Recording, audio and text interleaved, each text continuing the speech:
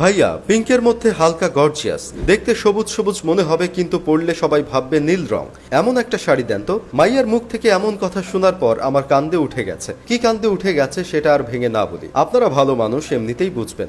আমি মাইয়ার দিকে তাকিয়ে মুচকি হেসে কইলাম, এমন রঙের শাড়ি দুনিয়ায় আছে কিনা জানি না, তবে আমার দোকানে নাই।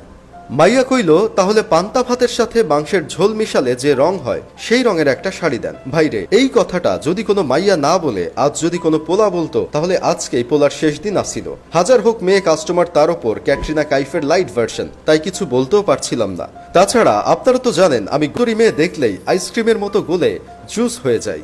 আমি হেসে মাইয়ারে কইলাম, আপা আমি কখনো পান্তা ভাতের সাথে মাংসের ঝোল মিশিয়ে খাইনি তো, তাই রংটা কেমন হয় ঠিক জানি না। আপনি এত কঠিন কঠিন রঙের কথা না বলে সহজ সহজ কিছু রঙের কথা বললে সেই রঙের শাড়ি আপনাকে দেখাতে পারি।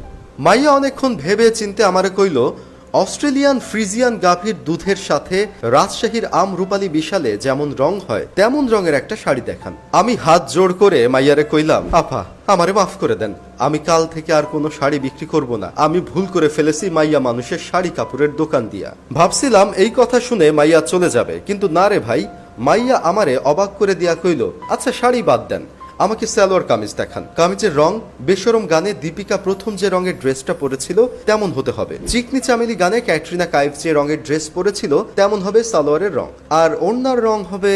আমি মাইয়ারে থামিয়ে দিয়ে কইলাম, আশিক বানায় গানে তনুশ্রী দত্ত 3 মিনিট 16 সেকেন্ডের পর থেকে 3 মিনিট 26 সেকেন্ড পর্যন্ত যে রঙের ড্রেসটা পরেছিল তেমন। মাইয়া অতি উচ্ছ্বসিত হইয়া কইল, হ্যাঁ হ্যাঁ হ্যাঁ তেমন। না ভাই, আর সহ্য করা যায় না। লোকে বলে কাস্টমার লক্ষ্মী আর দোকানদার পেঁচা, কিন্তু আমার এমন কাস্টমারের কোনো দরকার নাই, যে ছেলে মেয়ের কোনো ভেদাভেদ নাই, মায়ের সবার জন্য সমান। আমি রাগে মাইয়ারে কইলাম, তুই এখনই দোকান থেকে বের হ, তা না হলে তোরে আমি আলু ভর্তা রঙের লাঠি দিয়ে পিটামু।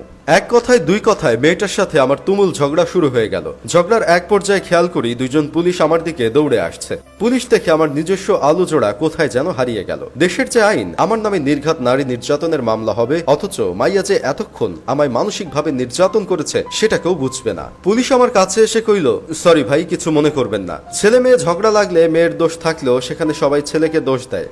সেখানে আমি নিজেই মাইয়ার সাথে খারাপ ব্যবহার করেছি, অথচ পুলিশ আমায় সরি বলছে। আমি অবাক হয়ে কইলাম, সরি কেন? পুলিশ কইল, আসলে এই মেয়েটা কালার পাগলি, সবাইকে কালারের মাধ্যমে বিভ্রান্ত করে। শুধু লালের মাঝেই সে 27টা কালার আছে, এটা এই মেয়ের আবিষ্কার। এই আবিষ্কারের পরে মেয়েটা পাগল হয়ে গেছে। আজকে মেয়েটা পাগলা গারদ থেকে পালিয়ে এসেছে। কিছু মনে করবেন না, আমরা দুঃখিত। ভাইরে, এই কথা শোনার পর আমি জ্ঞান হারাইছি। জ্ঞান আসার পর খেয়াল করি গরুর কলিজা ভুনা করলে যে রং হয় সেই রঙের একটা ট্যাবলেট নিয়ে দুধে আলতা মিশালে যেরকম দেখা যায় সেরকম গায়ের রঙের একজন নার্স আমার সামনে দাঁড়িয়ে আছে।